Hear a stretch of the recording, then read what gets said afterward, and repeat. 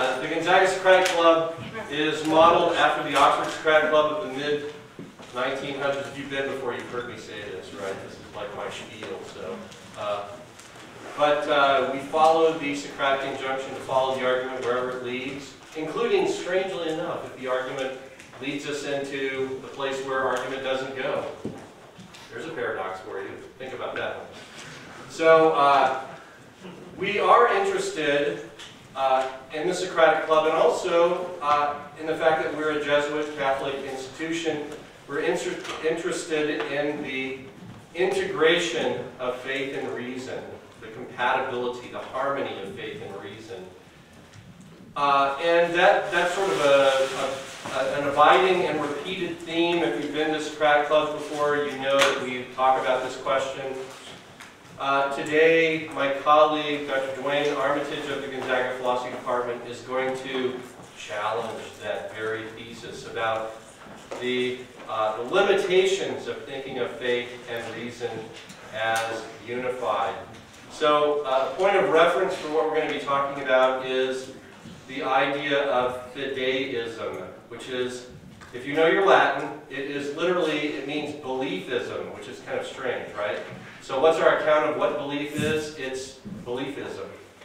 Fideism asserts that faith, religious faith in particular, is not based on evidence, but that it is based on, normally when people talk about this, they conceive of it as a radical and even arbitrary act of the will. And a point of reference for thinking of Christian faith in fideistic terms is the great Danish thinker, religious thinker, Søren Kierkegaard, and that will be Dr. Armitage's point of reference in talking about this topic. So, at the Socratic Club, we normally have a respondent commentator, but this is something Dr. Armitage and I have been arguing about now for, I don't know, a year and a half or so. So, it seemed like I would be a natural person to respond, so we can continue this argument in public forum. So, after he speaks, I'll have some comments to make, and he will probably have something to say, I'm guessing, in response to my comment. And then we'll have time for questions and discussion. So if you would, join me in welcoming Dr. Duane Armitage.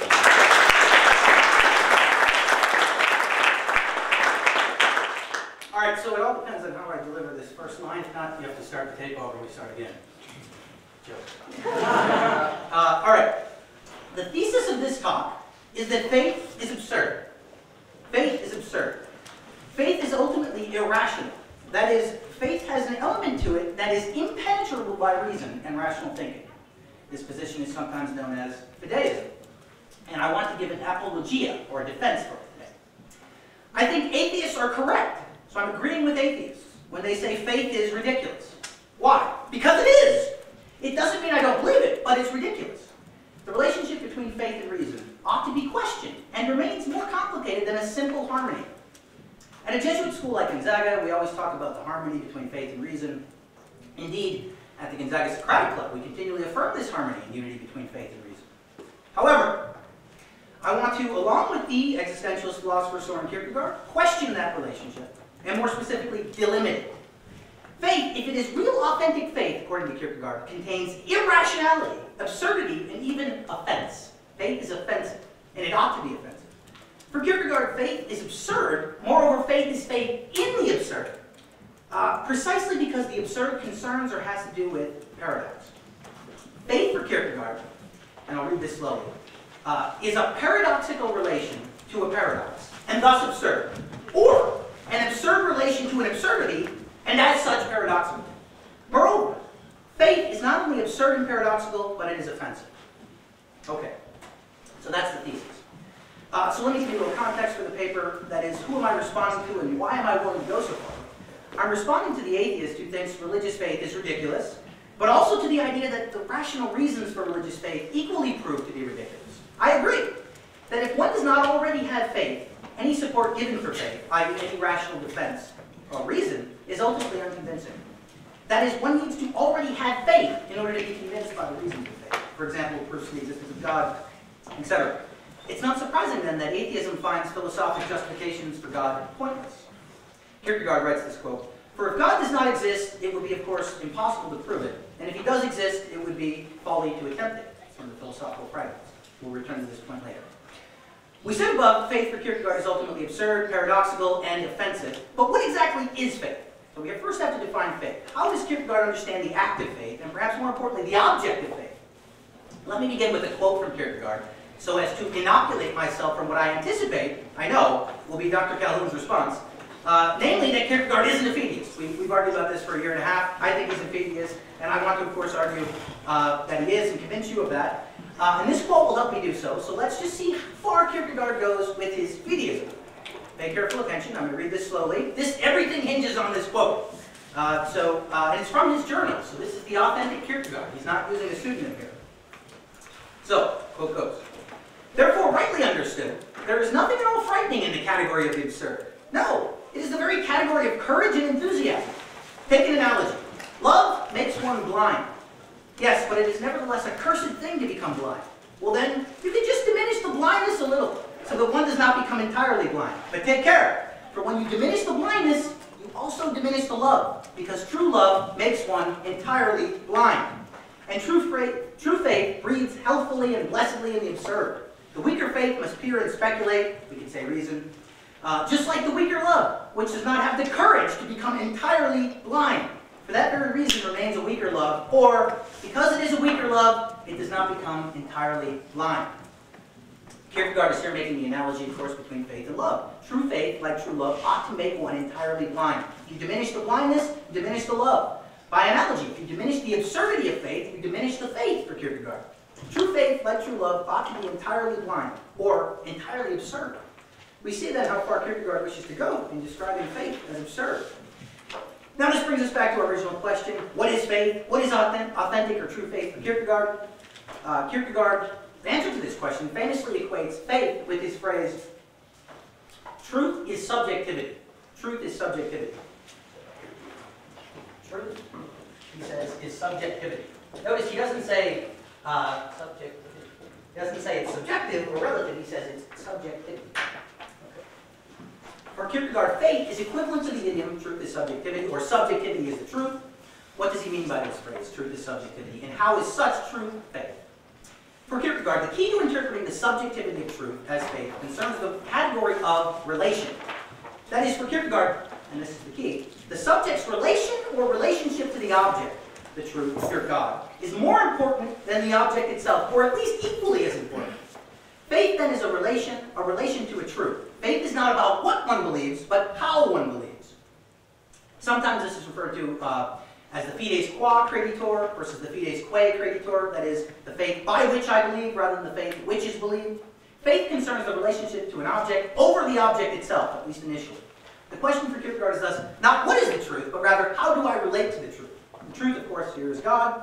How do I relate to God? The question of this relation is the question of faith. Faith is thus a relation to God, and, key, this relation is itself paradoxical, impossible. Faith is a paradoxical relation, but why? Precisely because I am a particular existing human being who is finite, temporal, in time, constantly changing, i.e. becoming, and as such I'm trying to relate myself to something that's completely opposite, the eternal, unchanging, infinite truth that is God. How can the temporal relate to the eternal? How can the particular relate to the universal? How can the finite relate to the infinite? This ought to remind you of the classic Platonic problem of methexis, or participation. That is, the question of faith for Kierkegaard is the same question. It's the problem of the relation between opposites, or sui generis elements. In this case, the human being and God. Indeed, faith is nothing more than this paradoxical relation. Faith is a paradoxical relation, and as such, is ultimately beyond rationality. In other words, this is as far as reason goes, and it is therefore absurd. Now, Kierkegaard attempts to solve this paradoxical relation in a similar manner to Plato. If you know Plato's Symposium, you recall Plato offers a kind of solution to the problem of participation, or the problem of the relationship between the human being and the forms. In the Symposium, the question is how the individual relates to the form of the beautiful. How do we ascend the line to the form itself? Plato's answer? Eros, romantic love, or desire. We could translate it simply as being in love. Socrates says, the only thing I know is the art of love, ta erotica. Eros allows for the individual to ascend the line and relate to the forms. In a similar manner, faith for Kierkegaard, as the relation between the individual and the eternal truth, is nothing more than Eros itself. It's telling that Kierkegaard's analogy mentioned above concerns love, since faith for Kierkegaard is nothing more than a very particular kind of eros, namely an eros, a need, a desire for the infinite and the eternal. Faith is simply eros, or erotic love, need, desire for God. Faith is eros. Faith is a kind of being in love with God. But what does this mean? What more specifically is eros? What does it mean to be in love and not simply love? What do people mean, for example, when they say, I love you, but I'm not in love with you? What's the difference between I love you and being in love? Asking this question about eros is the same as asking the question about what it means to be in love. Now, as said above, eros can also be translated as need or desire. Thus, to be in love, we can say at least initially, means to need or desire. I am in love with you means I need you. Need and desire, however, are contingent upon their own contingency. I.e., we don't need or desire something unless we do not already have it. We want what we can't have. That is, there is a certain contingency and risk and even anxiety to eros. Kierkegaard wrote a famous book, Concept of Anxiety, to being in love. Insofar as eros means an inability to relate to the object. The object has to be, to some extent, withheld. For Kierkegaard, in the context of faith, this means that the object, in this case God, must be uncertain, i.e. not completely graspable by reason. If God is known with the understanding, then eros is destroyed. God cannot be totally grasped. In other words, faith is a passion, the passion of eros, and for faith to be a passion, it needs to be uncertain and risky. Kierkegaard famously says, without risk, no faith. This is in the postscript. It is only when the understanding is thwarted that the mood of need or eros can be created. Now, how is such risk and uncertainty created for Kierkegaard? The answer? Paradox. Paradox creates passion. Passion, eros, comes from paradox. Thus, we can only have faith when there is a paradox, and paradox is an absurdity.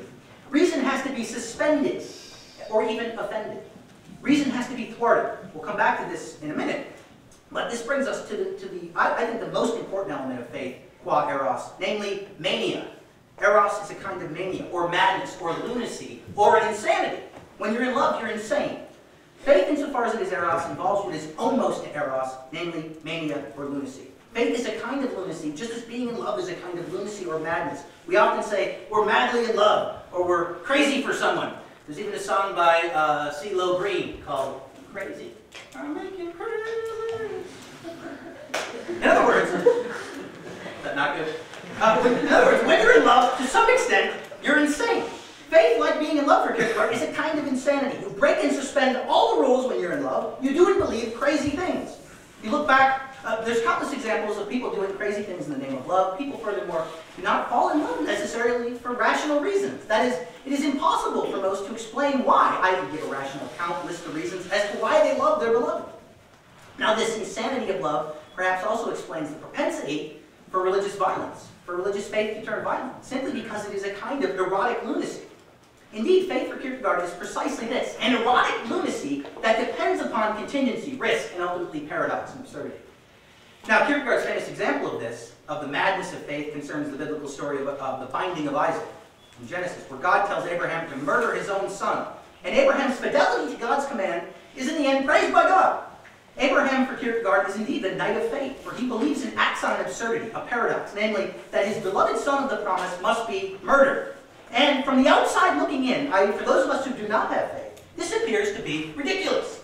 It appears to be absurd. God here, according to Kierkegaard, is suspending the ethical, suspending the rational. God is seemingly commanding murder. He does, how does Abraham make sense of this? How do we make sense of this? We can't, for Kierkegaard. It's not possible. To try to make sense of this would be to destroy it. It is a paradox, it's an absurdity, and as such it is impossible to understand from the outside. Only the person who is in it, i.e. in love, in eros, in faith, can understand it, i.e. when subjectivity is the truth, or truth is subjectivity. Think of when you're in love and do ridiculous things and how they appear absurd when you're no longer in love, and reflect back on them. Or how someone in love appears to be behaving irrationally to you as a third-person spectator. Moreover, this is most important. Think about how religious faith must look from the outside. Atheists think Christians or theists are nuts. They think they're ridiculous. George Carlin has this famous quote, religion has actually convinced people that there's an invisible man living in the sky, watching everything you do every minute of every day. And he has a special list, and if you break the list of 10 things, he'll send you to a place where you'll suffer and scream and cry and burn till the end of time. But he loves you. Right? This is how faith looks to someone who doesn't believe it. It looks insane, right? Christopher Hitchens says, and I'll try to do a British accent. It is after all said by by the supposed Jesus of Nazareth to his followers that they must expect to be mocked for their beliefs, because their beliefs will appear to many to be ridiculous. Right? It's ridiculous. He's saying Christians expect to be mocked for your beliefs because your beliefs look to me to be ridiculous. Think also of Francis of Assisi, who became a fool for Christ, or God's fool. There's countless examples of this. One that I think is interesting is the idea that anytime theists get in debates, they bring up this thing called the flying spaghetti monster. Right? Why would that even come up unless that's what that looks like to someone who doesn't believe in God? It looks as ridiculous as thinking of a monster flying in the air made of spaghetti. That's what it looks like to people that don't believe it. It's a kind of insanity. In summary then, faith for Kierkegaard is an erotic lunacy, and as such, from the outsider's perspective, an absurdity. Kierkegaard's definition of faith in his concluding unscientific postscript is the following. Faith is the objective uncertainty, along with the repulsion of the absurd, seized in the passion of inwardness. We could say eros.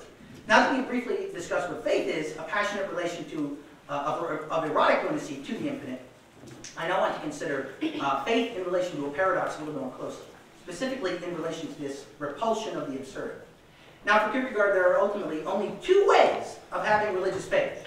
There's only two ways for him. That is, all religions and faith traditions, he thinks, can be reduced to two kinds.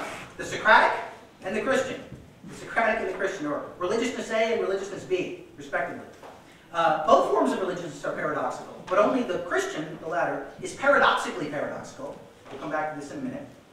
The first, the Socratic religiousness, accentuates eros, and thus the paradox spoken about earlier, namely the paradox between the temporal and the eternal, the finite and the infinite, becoming and being, let's say the one and the many.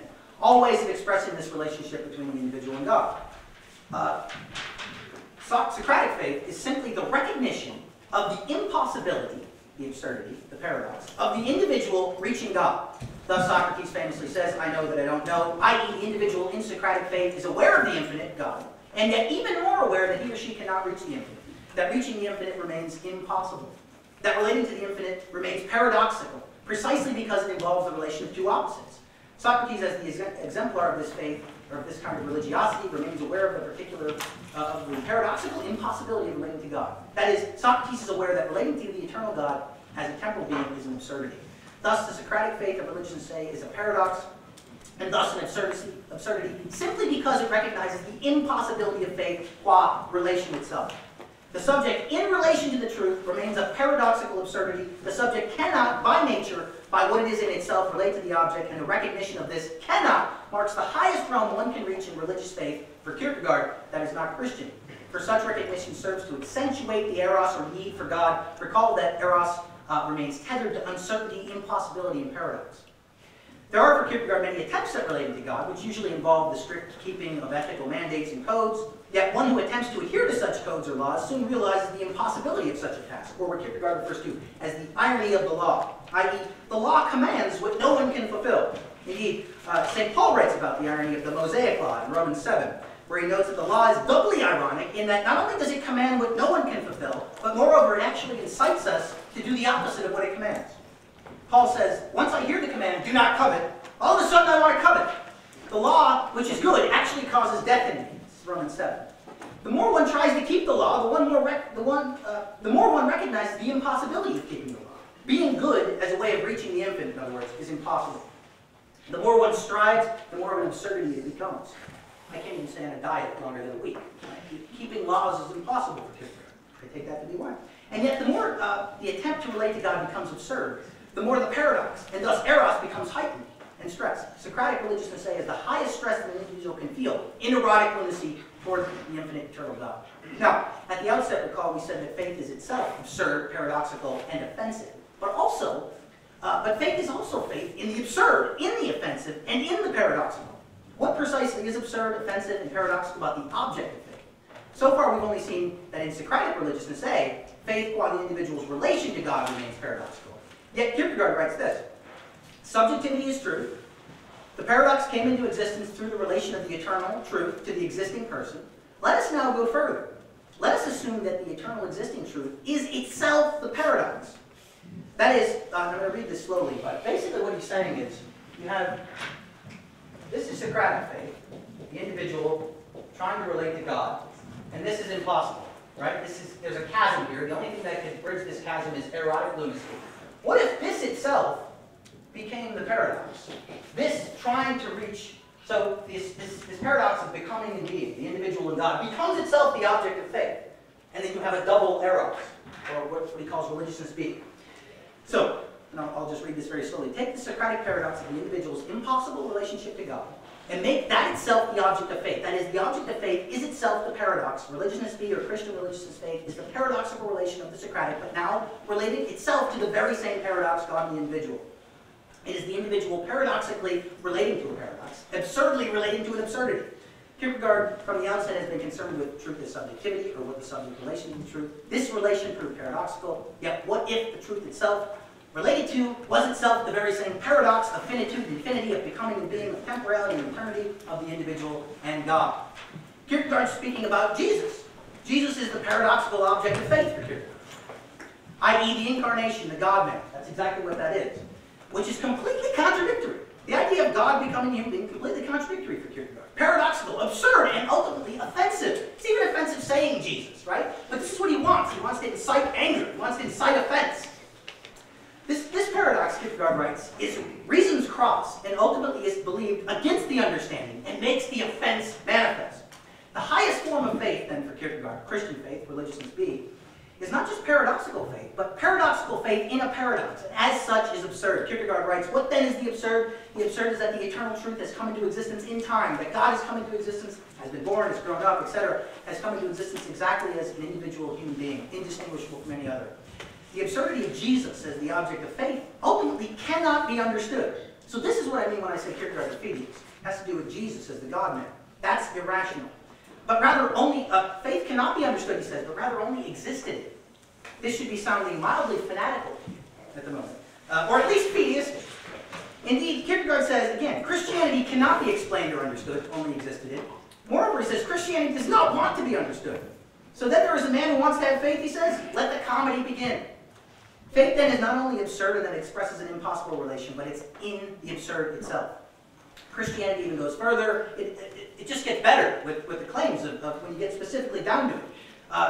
The all-powerful eternal God becomes a human being, a ridiculous thing.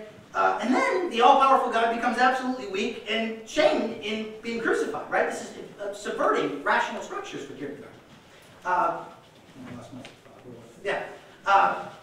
This too is an absurdity and cannot be understood, but only believed in by a lunatic in eros. That is, it can only be believed in by someone who is madly in love with this absurdity. Kierkegaard wants to, what is he doing? He wants to reacquaint us with the absurdity and the lunacy of Christianity. We have to remember the offensiveness of it by remembering that it asks for faith as a paradoxically absurd relation to a paradoxical absurdity. He wants us to, he thinks he's writing in a Christian culture where he says everyone's Christian and therefore no one's Christian. So he wants to make it sting again. He wants to make it offensive. He wants to incite emotion, even if it's emotion against it. That's impossible. Better than someone who's just going through the motions for Kierkegaard. Now, Kierkegaard is careful to distinguish the absurd, or the paradox, Jesus, from sheer nonsense.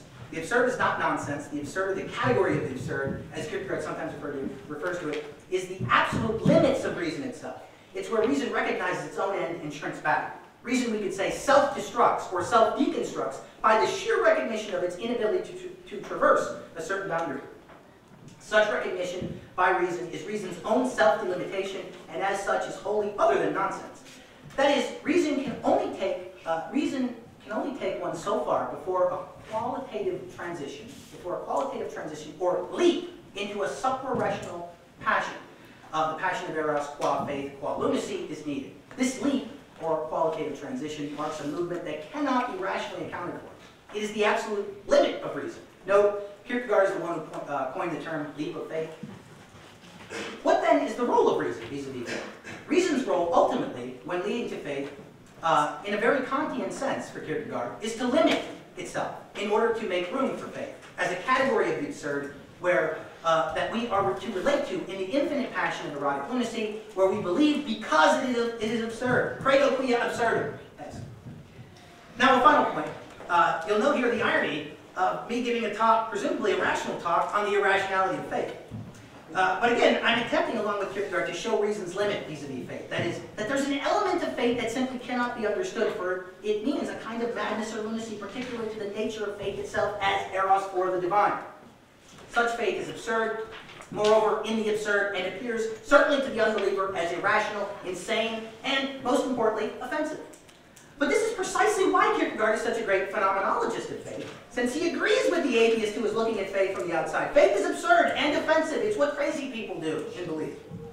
For Kierkegaard, all the rational reasons in the world cannot qualitatively amount, all the rational reasons in the world cannot quantitatively amount to the qualitative change, leap, that is faith. That is, someone can be shown all the evidence or rational arguments for God's existence and still be an atheist. Kierkegaard's favorite example is the example of the miracle. Why is it that two people can witness an event, and one can think it miraculous and another not? If anyone's ever seen the end of Pulp Fiction, Samuel L. Jackson and John Travolta, the guy shoots the gun and misses them both, and Sam Jackson thinks it's a miracle, John Travolta thinks, what are you talking about? It's a great example of what Kierkegaard's talking about. Why did some people believe in Jesus where others thought he was a lunatic and wanted him crucified? There's a great story in the Gospel of John where a Jewish leader named Nicodemus visits Jesus by night, meaning he doesn't yet have faith for John, he doesn't see. Nicodemus visits Jesus by night and says something to the effect, "Rabbi, we know you're a teacher from God, for no one could do the signs that you do unless God were with him." Jesus immediately responds and says, "Unless you're reborn, one cannot see the kingdom of God," implying that Nicodemus can't see. Right? In other words, it takes a kind of rebirth or reorientation of one's perspective, a kind of qualitative change or leap, not rational arguments alone, for one to have faith. Okay, that's all I got, but I have, how much time do I have? You have all the time you want. Just a couple, one other thing. I talked about the flying spaghetti monster. It's interesting that in the New Testament, that I think the New Testament backs this up. Well, I mean, in the Bible, the Christian scripture, why isn't the scripture the Summa Theologica? Why don't you give that out? Why aren't people handing that out at the airports, right? When they're trying to convert them, why don't they just knock on the door with the Summa, right? No, they knock on the door with the Gospels. There's no rational arguments in there, right? So there's something about this appeal to emotion that is authentic faith. And about the offensiveness of faith. I was watching last year the Bible movie that was on the History Channel or whatever, and they paraphrase it and stuff, but I remember thinking, it shocked me again to the offensiveness of what's actually going on in there. They did Abraham and Isaac good, they did, very well, they did Jesus, I thought, a couple things. He comes out of the tomb after he raises Lazarus, and he comes out of there and he goes, and real kind of cheesy, but anyway, he said, "Whoever believes in me shall never die." And I thought, that's crazy. Imagine if I said that. Imagine if I just said, "Whoever believes in me will not die." That's nuts. It's crazy. And Kierkegaard is worried about people just dulling that, watering that down. No, it's nuts. He said, "If you believe in me, you don't die." That's crazy. And this is in the New Testament, this idea of the peace of God surpassing understanding, or the love of, that you may know the love of Christ which passeth knowledge. So this idea of faith going beyond reason is in the tradition. Last thing too, you could think of this idea, if you're familiar with this. Kant wrote a book, Immanuel Kant, Third Critique, on the beautiful. And he calls the beautiful the subjectively universal, right? When people hear a beautiful song, right? The other day, I played Bon Iver, who I like, for Dave, and he's just, what is this? It sounds like it's out of tune. This is awful, right? And I'm like, what's wrong with you? Don't you hear that? There's a kind of sense in which faith for Kierkegaard is like that. You have this feeling, this harmony in imagination, the understanding is involved, yet Kant is very particular, without concepts. The understanding is engaged, yet not conceptually, right? And therefore you think everybody ought to believe it, but it's only subjective. So it's a subjective universality. I think that's exactly what Kierkegaard's talking about with faith. Right? You think people, and if somebody doesn't like the song you like, you're like, what's wrong with them? They can't hear it. Right? It's a kind of madness, or it's a kind of subjectivity is true. Okay, that's all I got.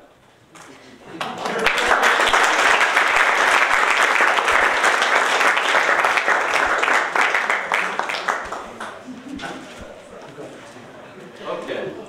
I don't think I can match the mania of Dr. Armitage's presentation, but I'll try to at least point out some issues that will have a basis for conversation. There are two related theses in Dr. Armitage's account, one that I think can be addressed relatively easily, and a second that is much more complex. The two theses are, first, Kierkegaard is a fideist, and second, Christianity should be understood in fideist terms. To answer thesis one, I'll make a shameless appeal to authority and note that Kierkegaard scholar C. Stephen Evans has for years, and in many fora, argued that Kierkegaard is not a fideist, but seeks to specify the limits of rationality in matters of Christian faith. Strangely, This sounds a lot like Dr. Armitage's argument. Only Dr. Armitage draws the opposite conclusion, namely that Kierkegaard is a fideist, at least of a sort. Perhaps then we should shift the question to thesis number 2 and try to determine the general question of what fideism is and whether it is an accurate way to account for Christian faith. Then we'll have a better idea of how the question applies to Kierkegaard's thought. Let's begin with the new atheist challenge that religious faith is belief with no evidence. That's a famous quote associated with Richard Dawkins, but other new atheists have claimed this as well. I take the new atheists seriously in asserting that they think religious faith is based on no evidence at all. In other words, that it is an ungrounded act of the will. And you can see that in Dr. Armitage's illustration of the flying spaghetti monster, right? This is just a crazy belief. You've dreamed it up out of nothing. You may as well believe in the flying spaghetti monster. On one level, I think this charge is absurd in the nonsense sense. Remember, Dr. Armitage was talking about absurdity as nonsense. And the reason is, we don't believe anything at all as an ungrounded act of will. Further, I don't think we can believe this way. We can, through the power of will, imagine or consider things, but belief just doesn't work this way. You can't simply wake up one morning and choose to believe, for example, that you inhabit a matrix-like virtual reality, or that all the humans you encounter during the day are disguised extraterrestrial intelligences. You can imagine it, you can consider it, but you can't believe it. At least not unless the belief is caused in you by appropriate and compelling evidence. So, on one level at least, the new atheist challenge to Christianity fails, and fails abjectly. On Dr. Armitage's related point that to the atheist the reasons a Christian has for believing seem crazy, I'll agree. I just think that the atheist refuses to see the available and appropriate evidence. More on this shortly. There is something to the idea that Christian faith involves a chastening or a rebuking of reason. Dr. Armitage's point that Christian faith is an offense is drawn from St. Paul. As Paul says in 1 Corinthians 1:23, we preach Christ crucified, a stumbling block, a scandalon, to Jews, and foolishness, moria, folly, silliness to Gentiles. Rather than ethnic stereotyping, I think Paul is highlighting representative types. Jews are those entranced by religious spectacle, while Gentiles are those who approach religious questions with the idea that they can resolve them with their natural, rational powers. The gospel of the crucified Christ is offensive to both types, insofar as it rebukes human pride. To those seeking spiritual spectacle, it offers, again as Dr. Armitage noted, it offers God as self-emptying sacrifice. For example, in Philippians 2:5-8, Paul talks about the emptying or kenosis of the divine nature. To those seeking chains of philosophical theological syllogisms, it says, behold the man. Christianity claims that faith is a gift, and the capacity to receive faith is premised on the generous grace of God, as Paul again says in Ephesians chapter 2, verse 8. There is thus a connection between the faith-reason question and the grace-works question. It's really important.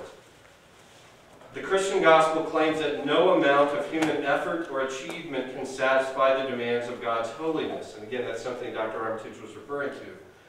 And by the same token, we cannot, under purely natural, rational steam, generate an assent to God's truth. The Jewish Christian tradition further points out that God's ways are far beyond human understanding, as for example in Isaiah 55. This inclines me to suggest that faith is super-rational. Actually, that's a term that Dr. Armitage used at one point in his talk. But notice this, it's very important. To suggest that faith is super-rational rather than irrational or non-rational.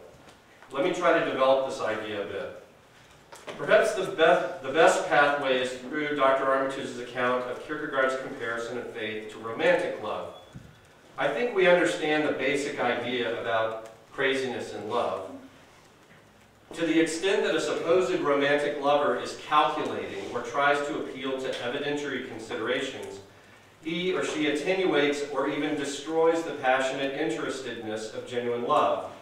Presumably, to be in love is to be related to the beloved wholly, completely, passionately. To be related to the beloved in such a way that one does not view the beloved critically, carefully, right? In the sense of judging the respects in which the beloved is appealing versus unappealing. Let's think about this, right? That's not being in love. It is to be sold out to the beloved. By contrast, a supposed lover who tots up the pluses and minuses of a putative beloved is not really in love, right? We know that the person who has the pro-con list is not really in love. For to be in love is to orient oneself toward the beloved as an unalloyed and unmixed good. This suggests that love is all about the subjectivity of the lover. It is not an assessment of the object. It is a complete giving over of oneself to the object. Here, notice, we are following Kierkegaard and Dr. Armitage's analysis of Kierkegaard. Which is to say that the accent, as Kierkegaard says, falls on the subjective rather than on the objective. So we have the idea of faith as subjectivity. But there's more to the point. Even if it is true that the accent in love falls on the subjectivity of the lover, the object is not inconsequential or arbitrary. For the love of the lover, this subjective stance, this form of relationship, can only be taken toward the beloved. The lover does not have this particular sold-out, fully invested relationship toward all or any objects, but only toward the beloved. This shows an important limitation of Dr. Armitage's account of Kierkegaard, one which his mode of expression betrays. As he says, for Kierkegaard, the subject's relation or relationship to the object is more important or as important, notice the disjunction, than the object itself. Faith, then, is a relation to an object. Faith is not about what one believes, but about how one believes, end quote. The or there, the disjunction, is critical. The lover can only relate as lover to the beloved, which means that the object must be as important as the relationship of the lover to the beloved. To cash out the analogy, this means that the subjective relationship of faith is indeed important. One must be related to God in the right way. There's a famous passage in the concluding unscientific postscript where Kierkegaard talks about prayer and talks about if you pray to the wrong God but in the right spirit, God hears you, because it's your mode of relationship that counts more than whether you're aiming your prayer at the proper target. But of course, the object matters as well. One cannot have faith toward any object. To have the relationship of absolute, passionate subjectivity toward an object other than God is laughable fanaticism. Right? I mean, think about the lunatic, if we're going to use lunatic examples here, right?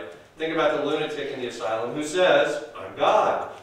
It's laughable, right? We know that the person is not God. And for someone to try to develop the infinite, interested, passionate love that is faith toward an object other than God is itself comic. Only one object, the beloved, can prompt the commitment and passion of love, and only one object, God, can prompt the absolute commitment and passion of faith. Okay, this points to a related issue about love, reason, and faith that I think gets us to the heart of the question. Can the lover offer any reasons why the beloved is the right object of romantic love? I know that it's common to think of love as emotional, somewhat mysterious, and therefore to a degree inarticulable, like CeeLo Green. Right. But a lover who could not say anything about why he or she is committed to the beloved would cut a rather poor figure indeed. I mean, that would get rid of a lot of poetry, if nothing else. By the same token, the Christian who could provide no answer as to the beauty, power, appeal, truth of Christianity would seem to be guilty of a significant failure. Bertrand Russell wrote a famous book entitled Why I Am Not a Christian. I think Christians should be able to answer Russell's challenge, to give an account of why they are committed to God through Christ in faith. Actually, I have biblical warrant for this expectation, for Peter enjoins Christians to recognize a duty to answer challenges like Russell's. As Peter says, always be prepared to give an answer, an apologia. The Greek word comes from law courts, a defense. a technical defense, a speech in defense of yourself against a charge. To everyone who asks you to give the reason, logos, for the hope that you have. So Christians should be able to give reasons for their hope, but what sorts of reasons? The easy answer here is many sorts.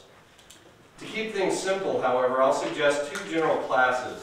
First, defensive or negative reasons, and second, constructive or positive reasons. First, defensive or negative reasons involve clearing away barriers to faith raised as objections or criticisms that typically involve misunderstandings or distortions of the content of Christian teaching. For example, Richard Dawkins has said on more than one occasion that appealing to God as first cause of the cosmos doesn't make any sense, because any being capable of bringing the universe into existence would have to be something very complex. He seems to mean by complex something like having many parts, because his theological imagination is, I said shaped in my paper, but I want to substitute the verb arrested, at a Sunday school level conception of God. So a response to Dawkins on this point would engage in the negative apologetic of explaining the concept of divine simplicity and clearing away a kind of barrier or objection to faith. Pascal's wager is another example of a negative or defensive reason, insofar as Pascal seeks to show skeptically minded people that belief in God can be reasonable, in at least a minimal sense. Second, constructive or positive reasons. Dr. Armitage echoes the warning of Pascal and Kierkegaard and others that philosophical theistic arguments, like the ontological argument, Thomas's 5 ways, teleological arguments, we could go on, but you guys get the idea, are not very helpful in bringing a person to faith. Right? People often comment, it's the rare person. Some people claim that you can't give an example of a person who's been brought to faith by theistic philosophical arguments. Here, Kierkegaard's observation that historical arguments are at best probabilistic approximations is apt, for any philosophical argument can be met with counter-arguments, and thus they are not dispositive of the question, how should I relate myself to Christianity, which is the subjective question that Kierkegaard asks.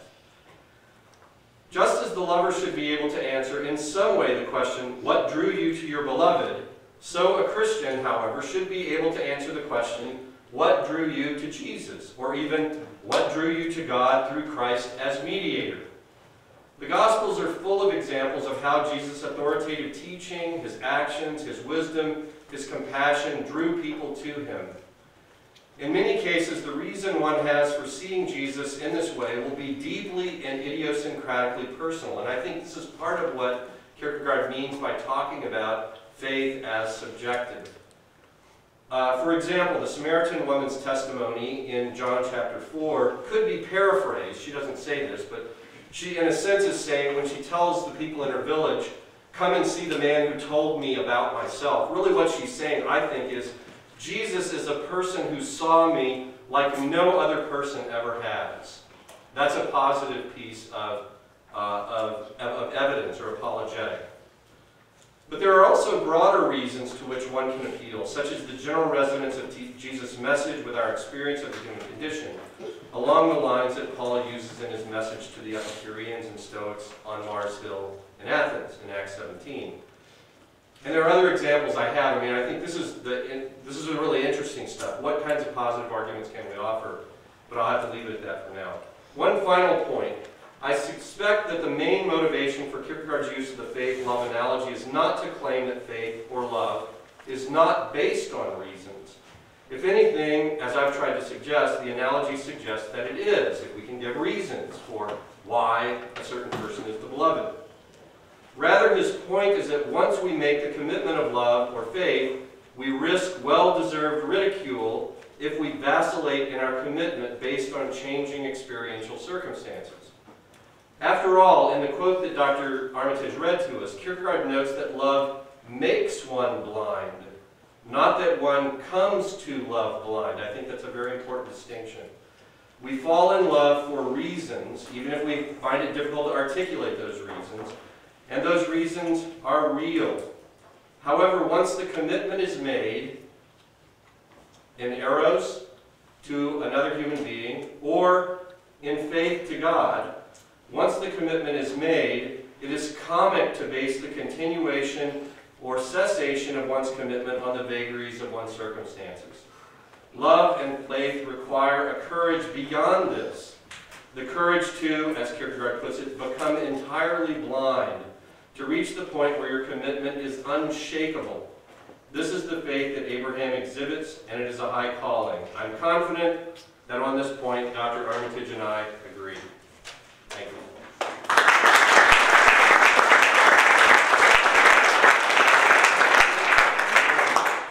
Oh, okay. I guess I get to respond before the question? Sure. Okay. I have a lot. You started with a quote from Kierkegaard scholar? Evans, yes, he's in Evans. I would just say the great Dr. Pomerleau has a book on this, on philosophy of religion, and he agrees with me. So, you know, that Kierkegaard is a busy. Is he here? Yeah. Right? I'm not as famous as Evans is, though. Right, but you, in your book you say he's a Phidias. I do, but I wouldn't attach too much credence to that. Okay, so that's point one. I got a supporter. An authority. Although I expected him to be more forceful with that. Bad move. Couple things.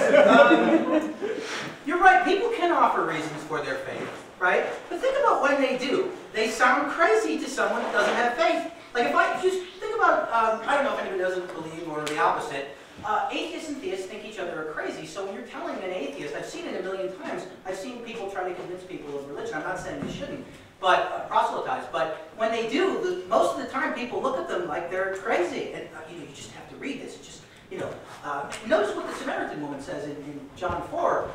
Come and see, right? I think a lot of the times, even in the Bible too, primarily the mode of evangelizing is witnessing. Can I get a witness, right? Or testimony, right? I testify, right? That's what it means. I think Peter means that when he says, always give an apologia. But really the idea is taste and see, come and see. Here's my testimony, here's my witness. In Greek, it's martyr. So there's a testimony, even, and that was the greatest witness, was when someone would die for it. There's no argument there. It's just like, wow, that guy must really believe it. He's getting eaten by a lion, right? He's pretty serious about this, right? That was the way of convincing. That was the way of evangelizing. I agree with Dr. Calhoun on the negative versus the positive reasons. I do think that we should, I mean, because I'm a philosopher after all, I'm engaged in rational debate. I think it's important to, you know, fight the silly ways faith is characterized by Richard Dawkins or Hitchens and these guys. And I agree with that distinction between negative and positive. And so, yeah, that's fine.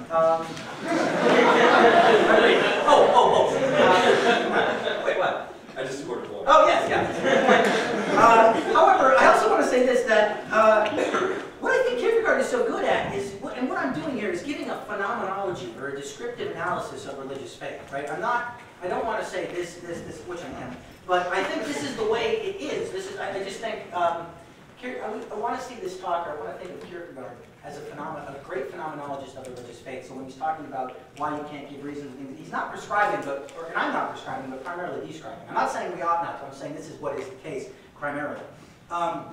You also gave one more thing. Oh, yeah. You said you should be able to. Yeah, you should be able to offer reasons for why you love somebody or you're beloved. That is a very dangerous thing. This happened to me years ago. I gotta watch what I say because I'm being recorded. But a long time ago, someone once asked me, "Why do you love me?" And I said, "Oh, what do you mean? I love you because you're beautiful." Really? That's why you like me? I'm beautiful? Well, you're funny. Oh, really? Like I'm funny, like I amuse you, like you see well, you know, you're smart. Oh, you only like my. There's no right answer to this. The only answer is I love you because you're you. I swear, I had thought about this at the time I was studying Kierkegaard, and I said that. Well, the other time it happened, I said, I love you for you. And they went, oh. So I really think it's very deep. If you start, somebody says, why do you love me? Well, I'm glad you asked. Here, I made this list for you. Here.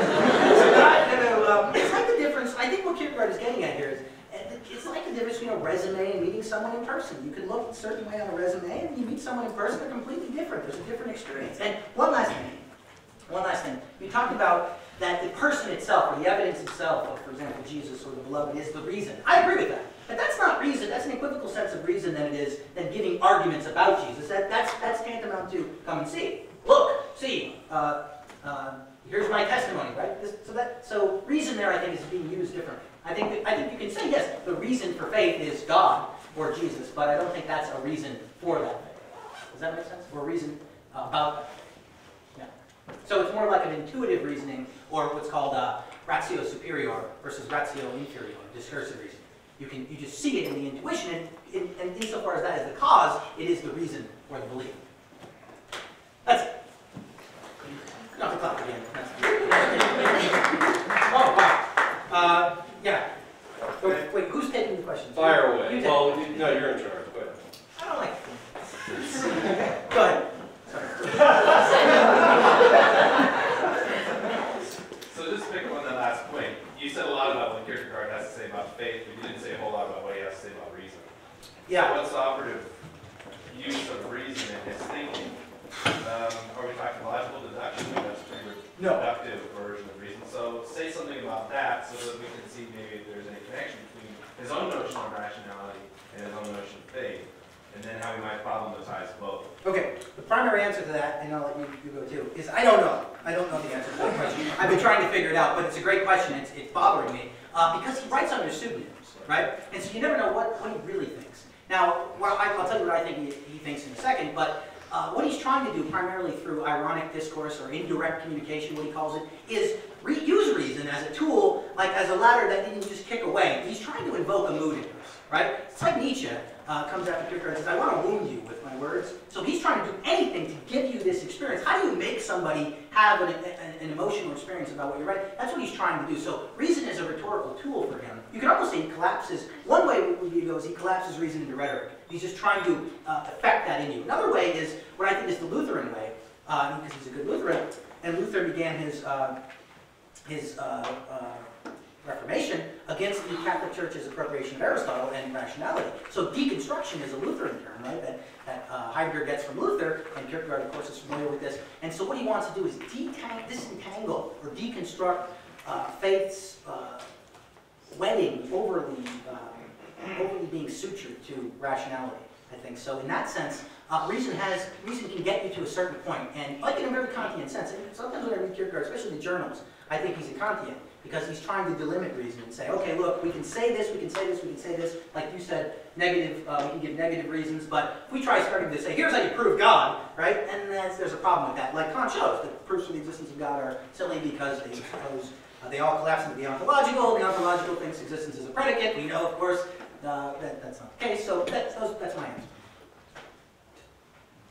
Well, I guess I would say in answer here, what I think of, and this is not a Kierkegaard answer directly, but I think I can get to a Kierkegaard answer, and that is, I think the Gospel of John, which talks about signs that Jesus was divine. So the author of the Gospel of John believes that telling the narrative of the Gospel story is a way of, notice the way I started my argument, my explanation, it's a way of producing or causing belief in us.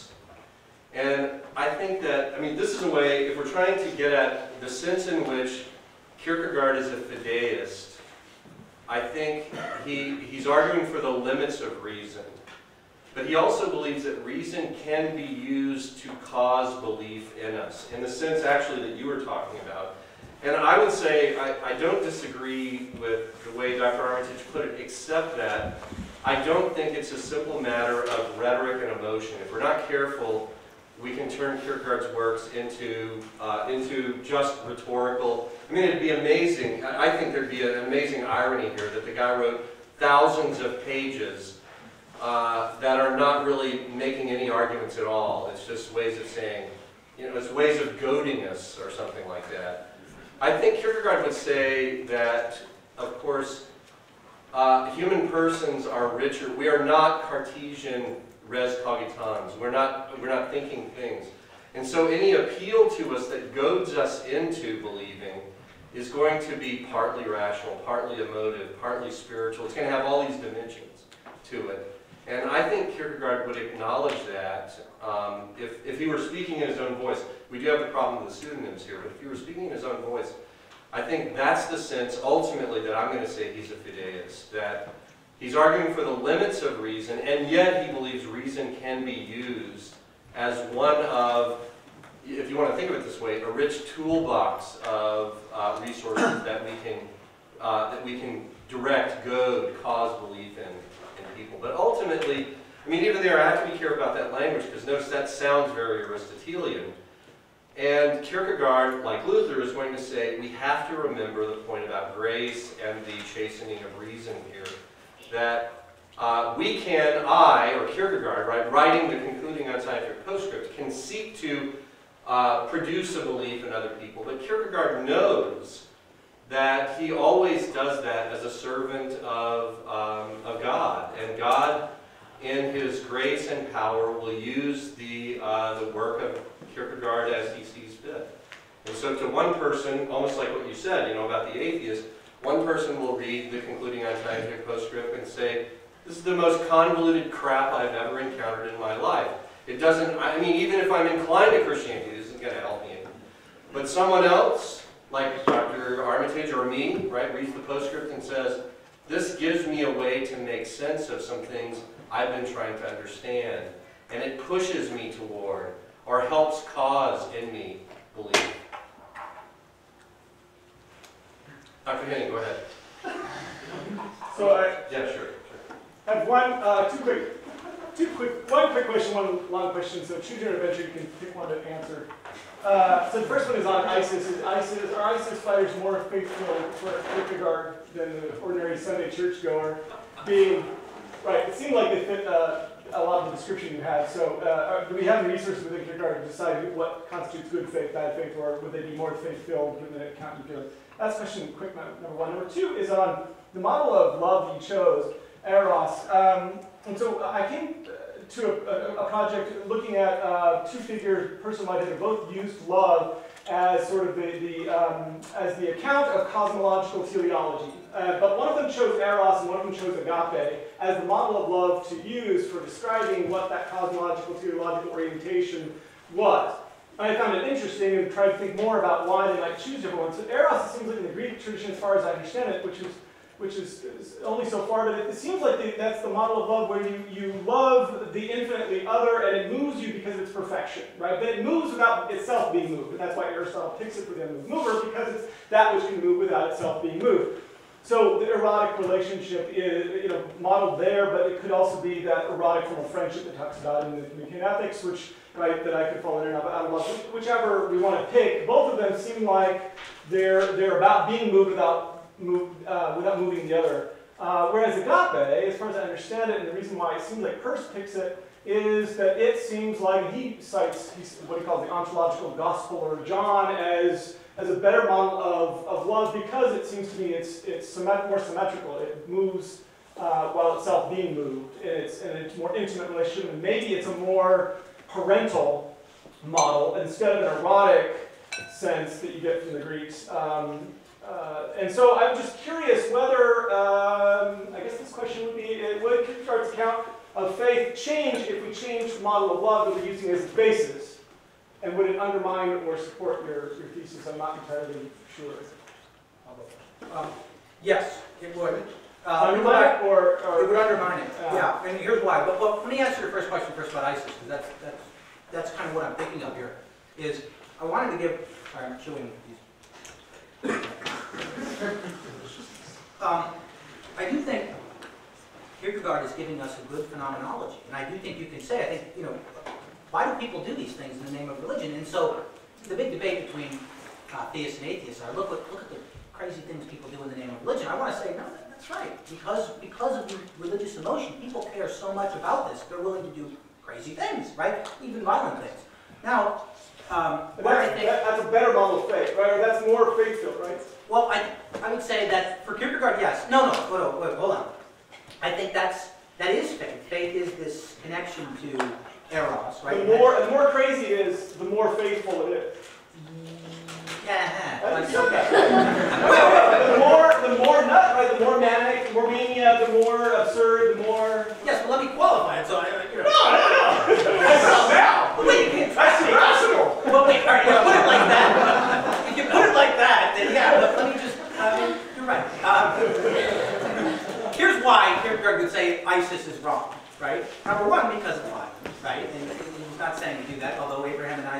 you wonder, well, yeah, I know, this is the big problem, but Kierkegaard is saying he doesn't want to dissolve it and start doing the Platonic thing where you say, well, clearly God can't, the Euthyphro problem, right? It is whatever God commands in a certain sense. Now, I think the reason why he would say something like going on there in a theocracy, where you're trying to establish theocracy, is that you're not paying attention to the paradox. You're trying to mesh the two worlds together, right? Where I think he thinks, and he's unapologetically a Christian, he thinks the only real object of faith is the God-man, right? The paradox that's absurd. And I think this is the answer I can give as to why that would be wrong philosophically, is because you're trying to take this and instantiate it in the world. You're trying to ram being and becoming together rather than keeping them separate, held in eros. And of course, I think he would not be against things like religious violence is bad, right? However, though, you do bring up the good question of who's to say? If I heard God tell me this, right? And Kierkegaard is going to bite that bullet, I think, right? And so that's my answer to that. But yes, I don't think you can abandon the model of eros and keep Kierkegaardian faith, and that is mania, because he makes a distinction in the postscript in a paragraph. He says there's a difference between eros for the human being and eros for the divine. He calls it, he gives 3 types of lunacy. There's finite lunacy, when you're in love with a person, which he thinks is dangerous. He thinks it's dangerous to have eros for a human being, right? Primarily, eros needs to be directed toward God, and then you need to have agape for human beings, right? We need to have this eros for the divine. He also calls it objective lunatic, the one who's like Hegel, just thinking abstract thoughts with no emotion, right? So Kierkegaard is very careful, though, for example, what he calls the second ethics, or works of love, right? First ethics doesn't work because you're trying to reach the divine. Second ethics, though, after you have eros for the divine, you can have agape for human beings, where love, only where love becomes a duty, he says in the works of love, does it become true love, right? So we need to chasten our eros for humans with agape, but we need to keep eros for the divine, the mania for God, alive and well. Now, that's the best I can do. I don't know that I can answer the ISIS question any better than that, because that's, I think, the interesting one. But, do you want to answer? I would say about the second point, about works of love, I was going to answer pretty much the way that Dr. Armitage did. That Kierkegaard is a wonderful image in works of love, that God is like, he says, a hidden spring under a lake that feeds the lake. And our desire for God is that desire for that's driven by need, that's driven by want, and God fulfills that. And I think Kierkegaard's idea is the fulfillment of want in God is what makes possible genuinely generous love toward other people. And so he sees them as related, but I think Kierkegaard would say, and I'm not sure, this is not what you were claiming about Peirce, I don't believe, but Kierkegaard, I think, would respond to the claim, why shouldn't we use agape as the primary model? He would say, because we can never have sacrificial giving love for God. That's just not possible. Our love is always a deep need. That's how we approach God. Ted. So, I don't think that Kierkegaard is going to be biting the bullet that you want him to bite. Okay. Why? For 2 reasons. First, in order to have faith, it has to be, I think of, so, if you, I just thought the chair came off.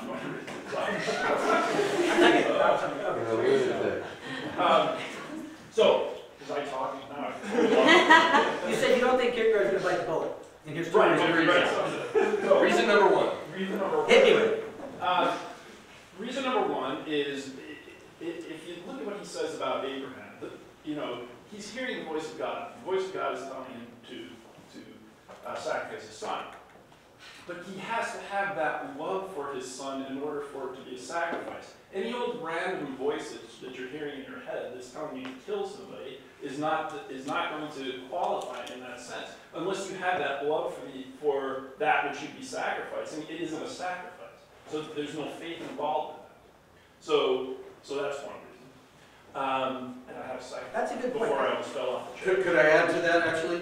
Another reason that it's the paradox, of course, is that God has promised that he'll be the father of a great nation. And so for him to sacrifice his son is to demonstrate his complete trust that God will fulfill the promise in whatever way God has.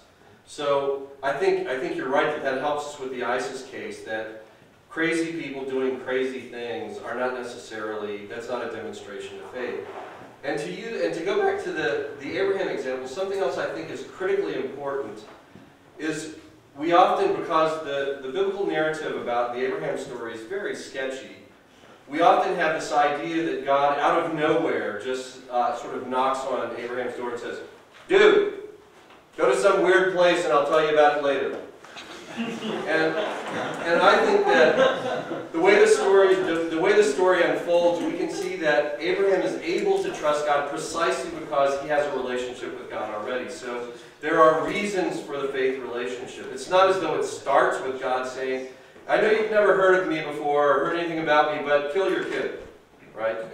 That's crazy. The microphone system is picking us up in church. So, what's going? Well, yeah, they're starting maps over there, and they heard talk about Kierkegaard through their sound system. Well, that's bizarre. It's a sign. Well, we're on a wireless system. Can we just switch to the boom, Rob? I just did. Okay, we're good. Great, thanks so much, guys. Sorry. That was probably a little absurd. Okay, so the second point, was that Kierkegaard is very clear in that that the telling of the Abraham story has to include, as an essential element of the telling, the dread that Abraham experiences in being given this command, right? And so, but the average person who hears this, who's calmly going to think to themselves, well, or contemplate the question of, does God want me to make this kind of sacrifice? It is not in that same position of dread. That's a fundamental part of the phenomenology of this kind of faith sacrifice. So if you're going to talk about the phenomenology of a faith sacrifice, that has to be a component of it. And if it's not, then you're not talking about faith. So I think that Kierkegaard is not going to just have to bite and bullet. He is going to throw the bullet right back at Can I just follow up? What if the example's not telling somebody else? Because I think those are good examples for both of the types of, I think with Abraham and Cohen, but what if about the person who's blowing themselves up, right? They're clearly sacrificing something they very much value, they very much don't want to, right? But they feel so compelled to be answering what they think is what God wants that they are giving up their own life. So it seems like your account, it meets that account in that instance, right? In the 2 points you're giving, no? Right, that it's something that you love, right? You love his son, right? So it's not something, so it's a huge sacrifice. That was point number one, right? And then point number two was right that there's reluctance in not wanting to do it, but doing it willing to do it anyway. Wouldn't the instance of I think Kierkegaard does use those examples, like where you want it, you're going to get it back, the night of resignation versus the night of faith wants to get back, and that's true. But I don't think he would say that all instances of eros for God necessarily involve, the ones he picks do, necessarily involve, those are just the ones where it's heightened, but doesn't necessarily involve something you don't want to do, right? And maybe it might not need to. It just has right? to be insane. What's that? It just has to be insane. Well, when I say insane and mania and all this stuff, I want to ask the question, what causes this? Why do people act this way? And I think he's right because of that. Now, I don't have the answer to this. I think that's correct. And I do think this can get out of control sometimes, and I think people do it for that reason. I think that's right. I think any other way of explaining why religious faith leads to violence is wrong. I think this is the seed. Now, but there are instances in the Old Testament where God says, kill everybody. Wipe them out, and they do it, and they're like, oh, great, cool, and I don't know how to explain that, there's books written on this, how do you explain this stuff, and, I could say what probably motivated them, right, what probably motivated them was that same kind of action, but there's an example of where, I don't know that they necessarily didn't want to do it, so I don't know how to explain that, this question, I think Kierkegaard would say you can't necessarily answer this question, I don't know who I'm talking about, Ted or Brian, but, Yeah. Well, my only view is that the Kantian answer is better. which is if God is telling you to do something irrational, you're not hearing the voice of God. Kant does though, and you make a deal with the devil with Kant because he takes the balloon of passion and emotion and just goes And I don't think most people are religious for that reason. I think I think Kant, it's a nice ideal and everything, but the religion within the bounds of reason alone is kind of a bummer. I mean, it's great, it's nice and everything, but to reduce religion to, like, I remember in one of Kant's... ISIS is much better. No! I'm not saying that. That is sexy! That's going on! But notice Dr. Henning is getting excited. He's being offense. Very good. Yeah. But the emotion, the wounding is going on. But Kant has this line in where he's writing. I think it's in one of the idea for universal cosmology. He's talking about the people singing outside. He's yelling, "Shut up!" Right? Like he hated all forms of ecclesiastical mandates or devotion. I think he goes too far with that. Right? I think there's a religious impulse in human beings, right? That is better accounted for by Kierkegaard, and it's insane and irrational. I'm not advocating ISIS. I'm going to be clear, but I'm just saying that Kierkegaard's description of it is better at understanding religious faith than. But it's not able to say it's not faith. It is definitely a good model of what you mean, what Kierkegaard means by faith. It is what he means by faith. It really is, because it seems like David would want to say it's not really faith, right? But you're saying no. Actually, as a phenomenological sort of account, Kierkegaard's great at explaining ISIS. It really describes what's going on there. That's faith. Yeah, but I feel like you want to conflate the is and the ought here, or I'm not advocating. I'm not saying. I'm not saying you're out, but I'm saying if Kierkegaard can't give us a way of saying that what they're doing is not really faith, then we can't really criticize it on those grounds. We might try some other way. We can't criticize it on as not being faith. I would say most of us would want to say, well, that's not really what we mean by genuine faith. But it sounds like Kierkegaard would say, no, they've got a version of what really faith is. No, I think he would say they don't, but this is why it goes that way. Right? For faith, for him, remember, there's only two kinds, and ultimately, faith is ultimately faith in Jesus, right? It has to be Christian. This is the exclusivity of Kierkegaard, right? So if they were Christians and they're blowing everybody up, then it would be okay? No, because that's not in line with... Well, that seems like it's limited in some ways, rationally. Yeah. What is it not in line with Jesus? You know, you have... They wouldn't be in concert with the teachings of Jesus. You have the whole idea of Jesus in terms of his ethics. Yeah, but in terms of... So why? So No. if that's the case, then why is it the case then that you would be willing to accept that God could in any instance give you a command which is against morality?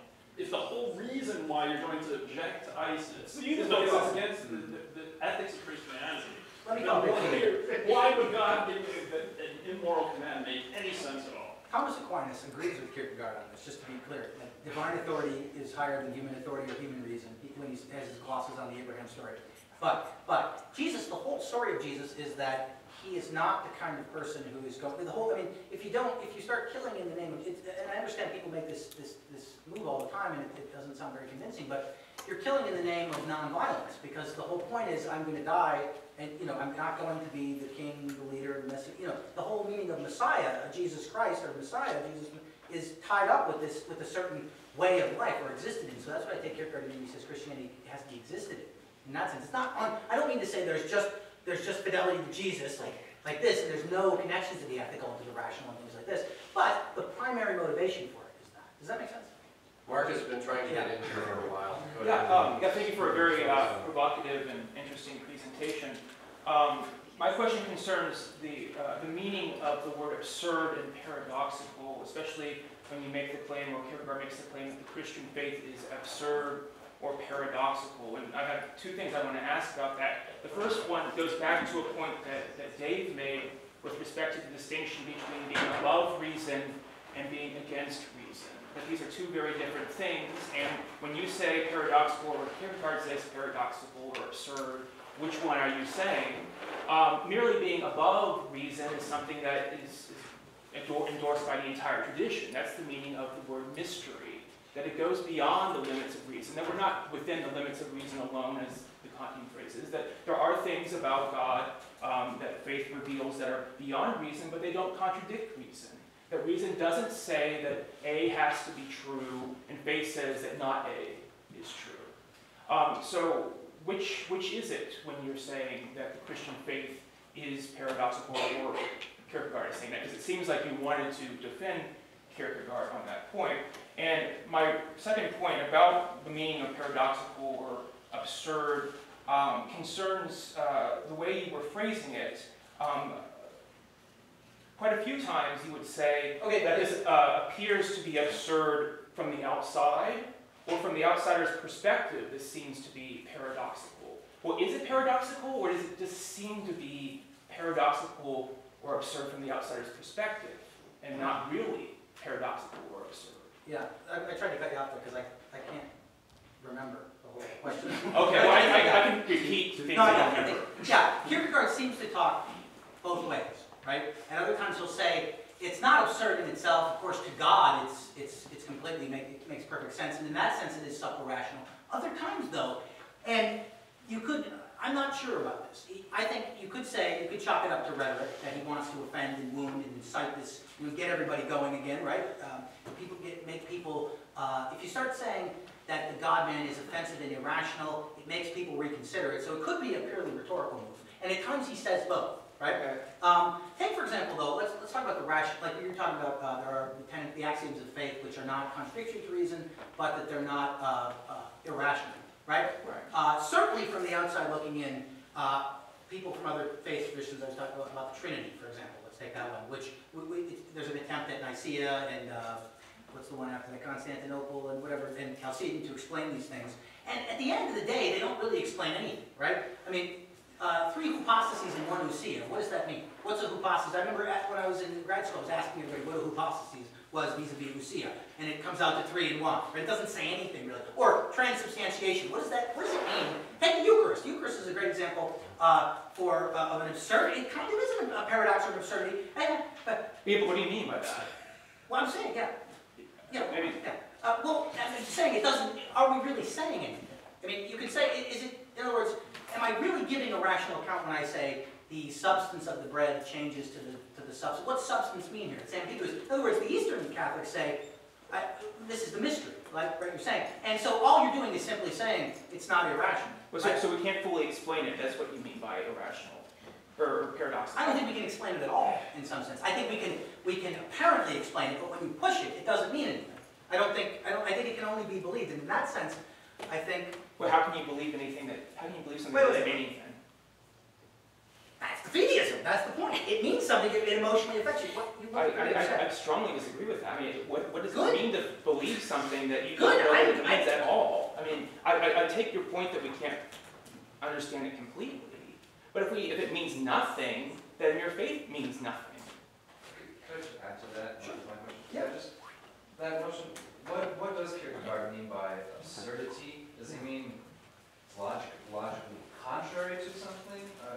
And it's just, I'm not clear, because I mean, you can throw around this word, it's absurd, it's paradoxical, just like you can throw around the word transubstantiation. It doesn't mean anything, though. I mean, if you're just trying to get a rise out of someone, see, like you're speaking about atheists, right? I mean, they look at Christians and give reasons who sound crazy. It's like, and if at the end of the day Kierkegaard is saying, yeah, it is crazy, then how is that at all convincing? Well, wait a second. You're asking two questions there. What does absurdity mean, or how is it convincing? So it sounds like you want to say, and again, Mark, you brought back to this. Why should I believe something that's absurd? How dare you know? And that's precisely credo absurdum. I believe because it is absurd. So if you're talking about convincing people through rational reason, that's precisely the point, that you can't do it. That's precisely my point. And then you asked about the meaning of absurdity, and remember, he distinguishes between an absurdity and the absurd, or nonsense, right? He's not saying it's nonsense, so he's in that line to say that this is not inherently in the mind of God irrational, whatever that means. But now we're pushing these terms to its limit, so I would just put the question back, what does it mean then? If we want to say, you can explain, there's 3 hypostases and 1 ousia, transubstantiation is the changing of the essence, but at the end of the day, what does it mean? What does that mean? I don't think it means anything other than what you're saying, this is the body of Christ, right? So in that sense, so he does distinguish between absurdity and nonsense, right? The absurd. But at the end of the day, I don't think he thinks you can convince people through rational argument. Yeah, Carmen. Hi. Okay, so I feel like what you're saying and what kind of relates to what you just said and what you just said was that you're saying that like transubstantiation, it doesn't mean anything. It's absurd. It's crazy. But it's like, well, emotionally it means something. Like, yes. Yeah, and that's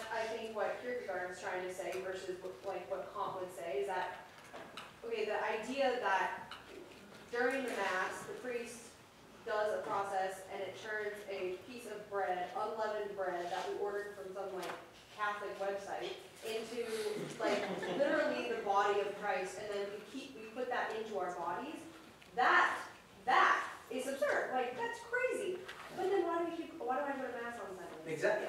Because it means something to me, and I like emotionally feel that. So it's not that he's saying that it's absurd. Why, like, we wouldn't even be having this talk. You wouldn't be here, I don't think, if it didn't mean something to you. Right. Exactly. Yeah. So there's meaning in it, but it doesn't make sense. the meaning is Not more. reasonable. Well, I would say that, I mean, here I am, Eucharista. I think I chose that name for a reason, and the reason is that it's Jesus Christ with us. Right. And it's his promise, and he said, do this in memory of me. Do this, and it's the Mass. And having Jesus Christ with us is the center of what we're about. And I don't think, I mean, in one way you could say, yes, it's absurdly loving on the part of God. And it's incredibly unfathomable that I would contain my God within me. But he told me to do it. And that's what I get to do every day if I want to, and maybe several times a day. And I think that there is that joy and absurd lunacy on one hand, but on the other, absolute reasonability on the other. So I think it's a perfect balance. Eucharist and transubstantiation means everything. It could never mean nothing. That's me. I think that'd be about every Catholic USA if they really believe in the doctrine. Yeah, and I think what you two are saying is right. I think there's a difference between meaning, emotional connection to it, and versus intelligibility as far as demonstrative proof for it, right? So I don't think anyone ever read either the Lateran Four or something like, oh, this is what it means. I got it now. Okay, yeah, of course I'm going to go to Mass now and take the Eucharist. No, I just don't think that that's the point. I think you go to communion and you're moved by it. There's some kind of experience here that isn't, strictly speaking. I don't think. In other words, let me answer all the questions at once. I don't think it makes a difference phenomenologically whether you say irrational or super rational or mysterious. I just think that's a quick move, and I don't think it really explains anything. But Kierkegaard does talk like that sometimes. I think this is a point where probably our views are diverging, though, because I think if we turn the absurd into, if we make it just a substitute for something that you have an emotional connection to that you can't explain, if I bring this back to Dr. Henning's question, I think we're in the terrain of ISIS then. That's the danger, is if you say that faith is just emotion, and you don't say that the object to which you are relating in a subjective relationship matters, then all that counts is, have I ginned up a sufficiently high level of emotion? And if I do that by believing in a bloodthirsty God, or I do that by believing in the flying spaghetti monster, or whatever, right? Great! But I think I want to say, one, that's a crazy reading of religion, and two, that's a crazy reading of Kierkegaard. I don't think he's committed to that. Yeah, does he think that Christianity is true, or for him, or can he even make the claim that it would be true per se? That, I mean, it seems like giving your account of truth as subjectivity would only be able to say that it's just simply he finds it to be true. He has faith in it, but you wouldn't want, right, for Kierkegaard to say it's actually true. Well, this is where it's significant that it's a pseudonym writing the book.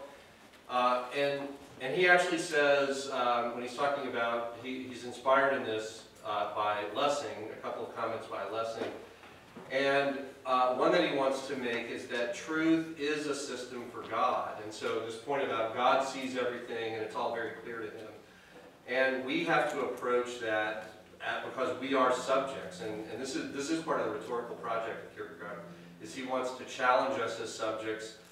And remember too, Dr. Armitage pointed out the context here is a cultural context where everyone believes that you're automatically a Christian by being Danish. And Kierkegaard wants to complicate the question and say, well, I think, my own view is he doesn't mean to deny that there is a content to the claims of Christianity. But he wants to say, we have that in hand. And the question now is, what do I do about that? Where, in a culture especially, where the assumption is, by simply being a member of the culture, you've already resolved the question of how you're related to it. So I think that's why we can't, even though this is part of Kierkegaard's rhetorical expression, we can't deny that the object does in fact matter. So it matters how you relate to. It certainly matters how you relate to God. So the pagan who prays with the spirit of inwardness, God hears that prayer. But that doesn't mean that you can pray to any old God you want. Well, I mean, even if you say, oh, so all that matters then is inwardness. Well, I think Kierkegaard, the whole point of the paradox is he wants to say you can only have that relationship of inwardness to the right object, and that's God. Let Tom get in. Oh, well, so other people, I'm going to have a heart attack. Other people have questions, so I'll just pass. I mean, don't other people have questions? Three things very quickly then. I think, okay, first of all, you know, one of my frustrations in teaching Kierkegaard in contemporary philosophy is that only the first problem is in my anthology, From Fear and Trembling. The title's very important, by the way. Whereas you have to see the work through. And so you have to get around to the third problem. And the third problem is, in effect, why does Abraham maintain his silence before Sarah, his wife, Eliezer, his slave, and Isaac, his son? And I think that's a very important point. And I don't think that it's a reasonable way to cope with the text of Fear and Trembling just to consider the first problem about a teleological suspension of the ethical. So, and for Kierkegaard, the historical distance between Abraham and ourselves is irrelevant. So you can imagine the sacrifice taking place in Manitou Park. And if you saw, either Abraham is mad, or else he's the father of faith. And Johannes de Silencio says repeatedly through the text, I do not understand Abraham. If you saw somebody offering up their child in sacrifice in Manitou Park, you would call the police if you didn't bum rush the guy. And the whole point is that there would be nothing that Abraham could say in defense of this radical obedience to God. So don't talk about the first problem unless you're going to talk about all three. That's point number one. Secondly, I think what Kierkegaard means by faith is radically and uniquely Christological. So with respect to the how of belief, I think Professor Calhoun is quite right. But the object is not irrelevant or incidental. And in fact, the object is unique. And it's the God-man. And in our intellectual tradition, nobody claims to have a discursive handle on the mystery of the incarnation or the paschal mystery.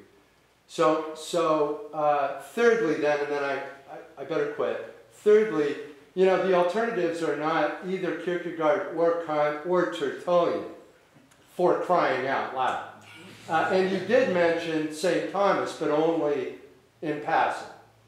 And Professor Mudd has already left, but he is by profession a Eucharistic theologian. And he also happens to be a Lonerganian. And I think it'd be very important to distinguish what the limits of a finite discursive intellect are. But establishing those limits is not unique to Immanuel Kant. So there's a difference between a restricted act of understanding and an unrestricted act of understanding. And the finite discursive human intellect is incapable of an unrestricted act of understanding. And so when Thomas comes to the question of faith and reason, he draws a distinction which sounds pedestrian, I think, but it's really important, between the preambles of faith on the one hand and the articles of faith on the other hand. And with respect to homoousion, I doubt very much that there's an adequate and satisfying philosophical explanation. So faith is faith, it isn't philosophy. But faith in Kierkegaard's sense is radically Christological. It's a radical affirmation of Christianity in the sense that the Christological commitment is fundamental to Christian belief. And none of us in this room understands how a man, both fully human and divine, could be crucified. He died, and he was buried, and then on the third day he arose again from the dead. And so the term mystery has already been used. But at this point, philosophy, whoever it is entirely out of gas. What are you going to say? This is great. Wait. Thank you. Yeah. At the beginning, I thought, the distinction between supra-rational and irrational is not meaningless, and it's extremely important. So I have to agree with Professor Calhoun in that respect as well. Okay, but wait. One through three was, Tom agrees with me. That was, unintentionally. Tom, everything you said, I agree with. We're on the same page here. Number one, 1 and 3, it's the same thing, though. You're right. 1 and 3, I didn't mention Problema 3, but it's the same. It's ineffable. It's not communicable. It's the same idea. Irrational insofar as you can't give a logos for it, whether it's a reason or a speech. But 1, 2, absolutely, it's radically Christocentric, right? That's the whole point. So I said tentatively, the subject's relation to the object is more So that's how to answer Professor Henning, right? Right. Faith isn't something generic that crosses the plane of all religions. But you just take that as given to start off with? Is that just another faith-seeking understanding? So you believe that so that you can understand, so you just start off believing Christianity is true, and so where do we get to that point if we're not using reason? Do you just, I understand your point, I just don't understand where, do you say, that's where we start, we just take that as given for him, it is for him, but when we're trying to understand faith, do we automatically say, well, obviously Christianity is true, and then, I'm missing I understand his account is Christologically centered, but I'm missing how that's necessary for understanding his account of faith. Is it necessary? Yes, yeah. But faith for Kierkegaard is uniquely and exclusively Christological. And why? Because he says no other object other than the paradox of the God-man can generate an intense, infinite passion for So faith is not a genus of which there are several species. Okay, right. And anyway, that's a ridiculous way to think about religions from, a sociological point of view or whatever. Although the distinction he makes between religiousness A and religiousness B, you can say by analogy, religiousness A involves a kind of faith. It's not faith in the full-blown sense, which is, I think, what Dr. Armitage meant when he talked about Kierkegaard's account as a phenomenology of faith. In other words, if you want to understand, what does it mean when people believe, right, religiously? That's what you're trying to get at? Yes. Well, but in the fullest sense that Kierkegaard's operating with, it's not genuine faith if it's not for the right object, which is the God-man. But if the God-man is the sole and exclusive object of faith, then what happens to Abraham as the paradigm of faith? He talks about that. Because he's clearly not a Christian. He talks about that in the journals, and he says, we have here, obviously, Abraham, he's using Abraham, right? Kierkegaard says this about Silencios, using Abraham, Silencios doesn't believe, using Abraham as the formal character of faith. Whereas, in the postscript, he talks about the actual content. That's Kierkegaard's response to that. So does he have faith or not? Formally. Well, this has to be understood. We need a biblical theologian in the room, right? Yeah. Because a Christian's going to talk about the Old Testament or the Hebrew Scriptures in relation to the New. Right. Hebrews chapter 11 specifically addresses the question of what does it mean for people prior to the incarnation to have faith? And the author of Hebrews has an answer to that. It has to do with anticipating, looking forward to God's fulfillment of the promise. And so, in that sense, Abraham has, this sounds bizarre, but in that sense, Abraham has Christian faith. So the answer to my original question should have been, they don't have faith. That was what I thought the answer was going to be, like, that's not faith. Well, it's Judeo-Christian, right? And as I say, I mean... No, I'm talking ISIS, like, that's not faith. That sounds like you could say, that's not faith. Well, it's not faith. Let me put it this way. It's not faith in Kierkegaard's sense, so it'd be an equivocation that's what I thought. to try to assimilate what Kierkegaard means by the act of faith to Islam. And I think it's very important to avoid speaking prejudicially about Islam. But Kierkegaard you know, Kierkegaard says to be a Christian is to be a martyr. I got it in my moleskin. I could cite chapter and verse. And so I think being fed to the lions is a better example than strapping plastic explosives around your chest. You know, I want a truth that is true for me. You know, the journal entry in the faith. You know, something for which I can live and die. Kierkegaard's motto, for the individual. It's a radically first-personal address to the individual Christian believer. Isn't that correct? Yeah, and let me just say... Let me, first, before, I'm going to make a procedural announcement. It's already 5:40. If you feel like you need to go, we're technically over now, but this is a vibrant and energetic conversation. So if you're willing to stick around a while, we'll keep going. Okay, I just wanted to say really quick in closing, I won't say anything else. In John, there's a way, in the New Testament, they're already trying to make sense of the faith of the Old Testament prophets and patriarchs. So Jesus says very famously, before Abraham saw my day and was glad, right? So there's all this idea that even though Abraham's faith may have been, was in some sense Christocentric, so they're even trying that in the New Testament. And number two, I just want to say, back to what Dr. Thomas brought up, the whole thing about whether you said it's an important distinction between the irrational and the super-rational. I agree, but at the end of the day, I don't think that we can make, from this point of view, any sense of the difference. At the end, at the end of the day, I don't see what the difference is, other than saying there's a difference. So we can say it's a mystery, yeah, but then why? What's the difference? How explain it? Well, yeah. The difference between something is irrational if reason says that A has to be true, and faith says that not A is true. Okay, so we have A and not A. It's a contradiction. That's irrational. Yeah, but that's precisely what we're talking about, though. No, it's not. A mystery, we can't fully understand it, but nothing that reason says has to be true contradicts it. That's it's a hugely important distinction. It's crystal clear what the distinction is. Okay, but you have precisely that with the, well, go ahead.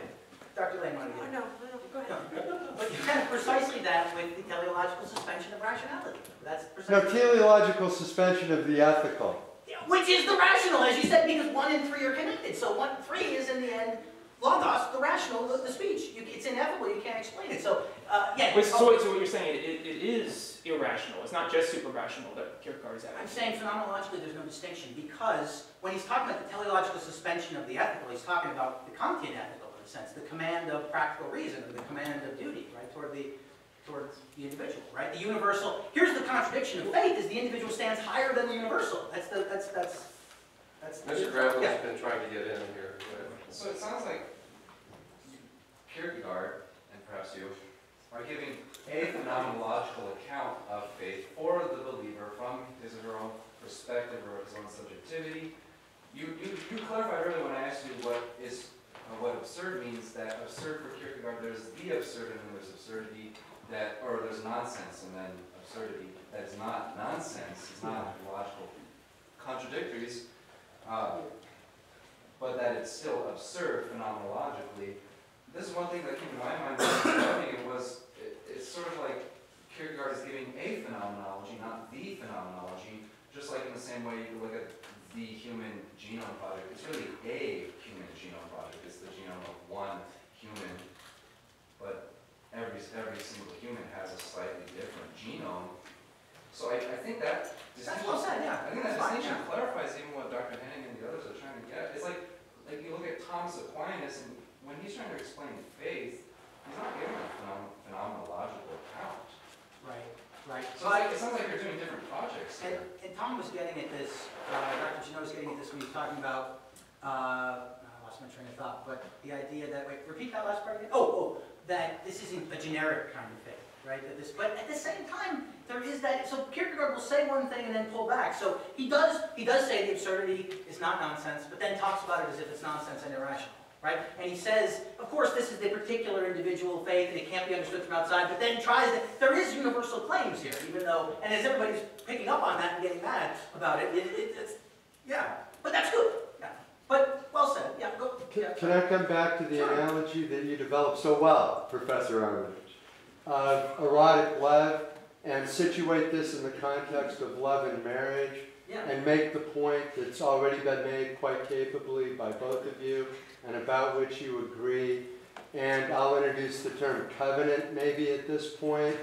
And if you give your list pro and con, you're not really in love. Amen, brother.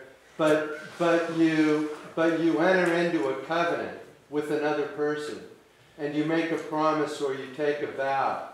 And Dr. Calhoun's account of the two types of blindness, the first type being besides the point, I would say, the second type being relevant, namely that come hell or high water, no matter how things might appear, I am going to be faithful to the promise I have made or the oath I've sworn. I mean, now this is by analogy now, that's it, right? Yes. Okay, thank you. So that's the difference between being blind, which I think Kierkegaard isn't claiming love involves, that you go into it blind, but that you make yourself blind is what he says. I'm reminded of in Aristotle's account of Eros, right? That you, in erotic friendship, you fall in and out of love. You know, he said several times a day, potentially, right? You sort of. Well, I wouldn't turn to Aristotle for a theology of marriage. No, not at all. But I think that's why your point is important, right? Because if we don't have that as part of it, then we just get sort of, well, I'm in love, and now I'm not, and now I'm in love, and now I'm right? Like, it doesn't seem like the model we want for an account of. Nor do you want to turn Kierkegaard into A.J. Ayer and say the content of it is entirely emotive. It's cognitively meaningless, but I'm emotionally moved because I don't want to do that. I think Dr. Armitage does want to do that. Many things are emotionally moving, including you know, the worship of Satan and so forth. Well, yeah. Now, what Kierkegaard is doing is using the temporary eros that we have toward human beings as an analogy for the love for God, which he does say in Works of Love. Over the whole book is on repeat.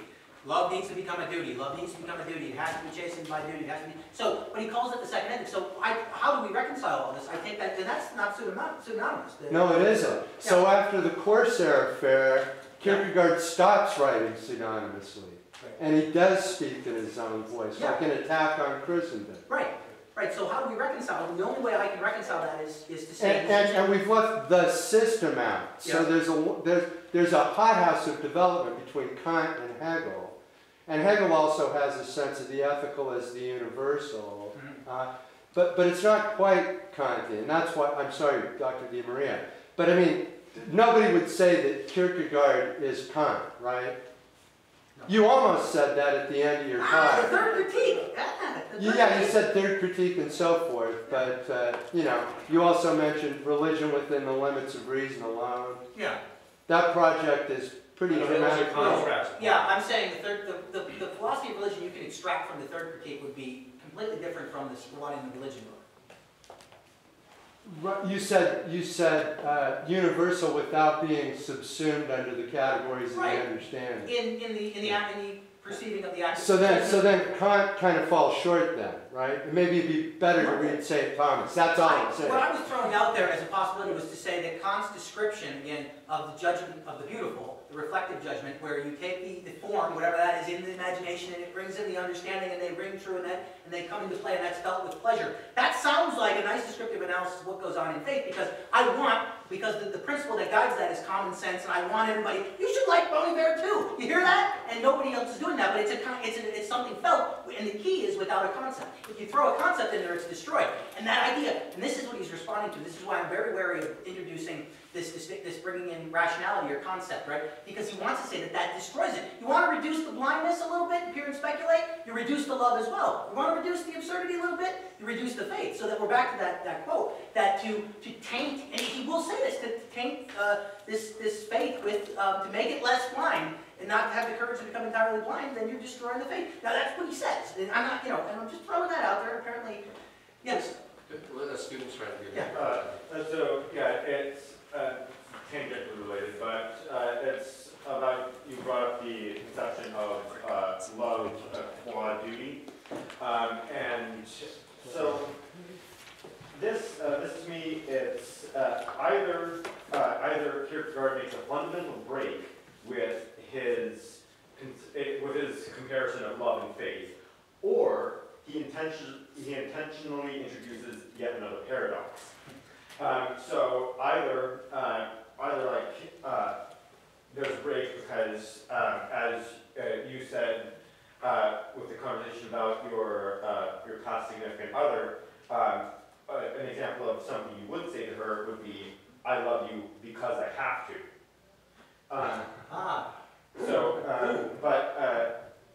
So either it's a break with that, or it's a paradox because true love doesn't really come out of that, like a sense of duty. It just comes of itself.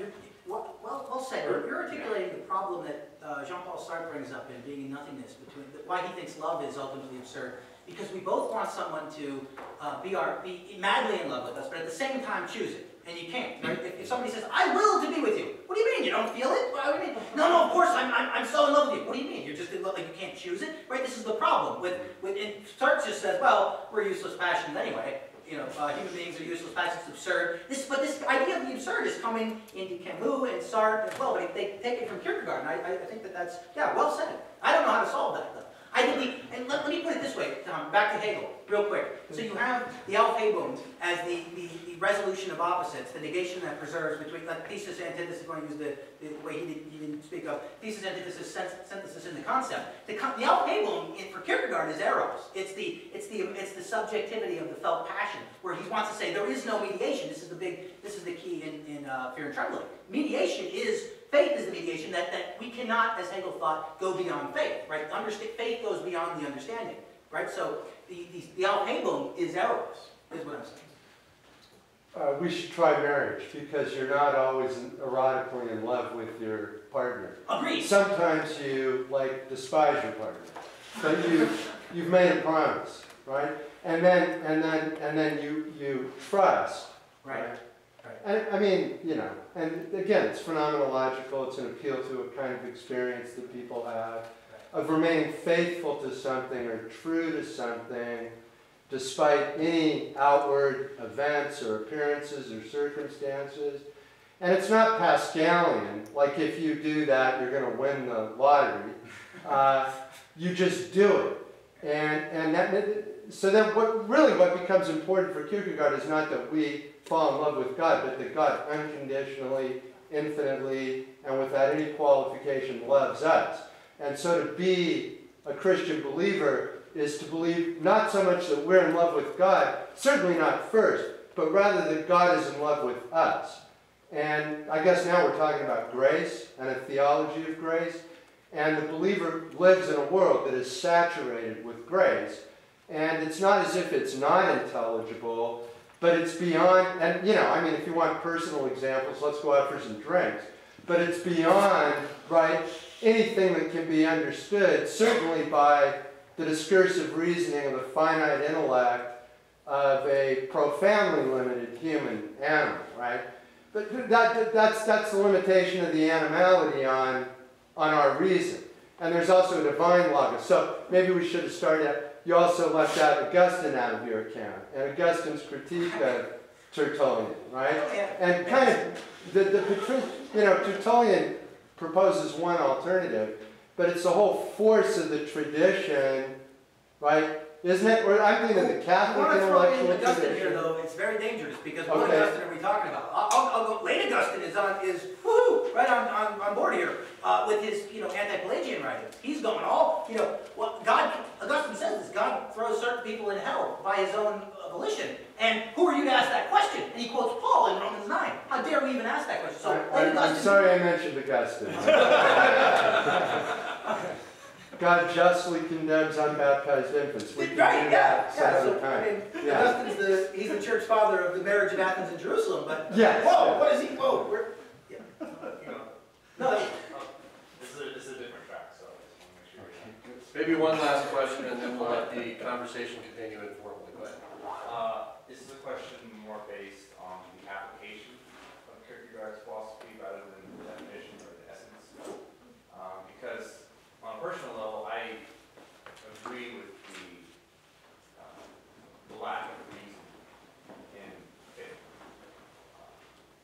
But faith is not just a personal relationship.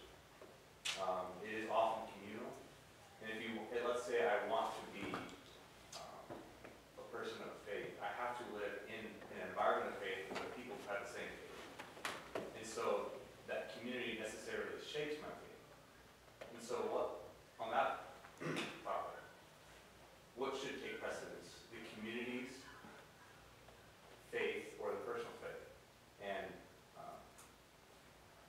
second part is how can you validate, how can you view a moral system with its base in faith when that faith is itself absurd? Done. Yeah, I followed the first question, I didn't follow the second one. Oh, good, because the second one's more interesting. Yeah, the second one's harder too. First one, I'll just say, again, why I did, you were asking about the prescriptiveness rather than the descriptiveness of the application, right? When I wanted to do the talk and I was showing, I'm going to put it in these terms so I get discussion and people riled up. I did like a gadfly, like I didn't quite know people would get this just offended, right? But to answer the question, I'm not saying anybody was offended, but I was. Riled up, yeah. Good. I wanted to say like the emperor. Good. Give in to your anger. Yeah. But the existentialist move is precisely as you brought up the individual in the community. Look, Kierkegaard hates the crowd, right? He's in church and he just looks around, he sees them all going, we believe in God, the Father, Almighty, Maker of heaven, and it's like, they're not appropriating it inwardly, right? So he is overemphasizing the individual vis-a-vis the crowd, right? So for Kierkegaard, it's all about the individual, right? And overemphasizing it. And he's except that that's really a theme that Kierkegaard comes to realize is a problem in his later works. I mean, the works of love really is indirectly about what does it mean to belong to a community. The idea that he has that I think is really critical, to go back to works of love, which we touched on a couple of times, is Kierkegaard, and this is related to your question earlier too, about, now I can't remember exactly the connection that I saw to your question, but anyway, Kierkegaard wants to say that our eros is entirely, it's almost like God is the object that entirely satisfies our eros. It is like taste and see that the Lord is good, as the scriptures say. And that's what makes, is the thing about duty, about love as duty, is I think Kierkegaard wants us to see that only when we are wholly absorbed in meeting our need through God are we freed to love others. And the way that he puts this is that all of our love should be transformed by agape, which means he doesn't say that you should abandon your friendships and abandon your your marriage relationship, like Tom's used as an analogy. He doesn't mean abandon all those and start new relationships where you're on the footing of agape with everyone. What he says is, no, all of your relationships should be transformed by your understanding of your relationship with God. So it's not that you eliminate your friendships or abandon your friendships or chuck your spouse if you're married.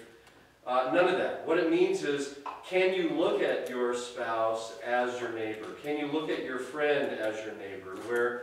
Where the mentality of neighbor love infuses and transforms all of your human relationships.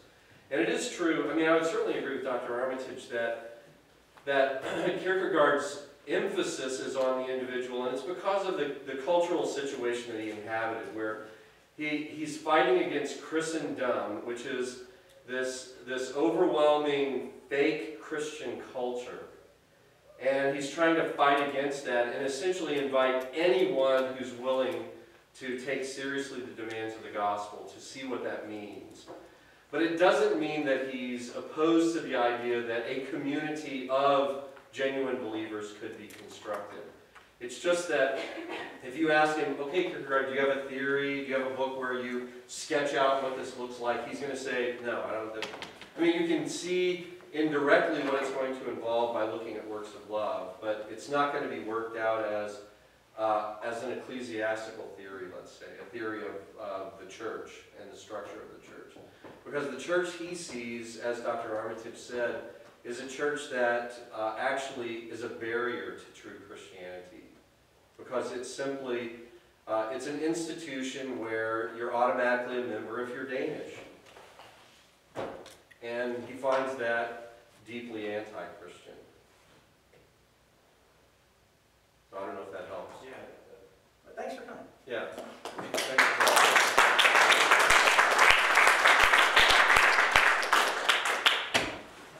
But can we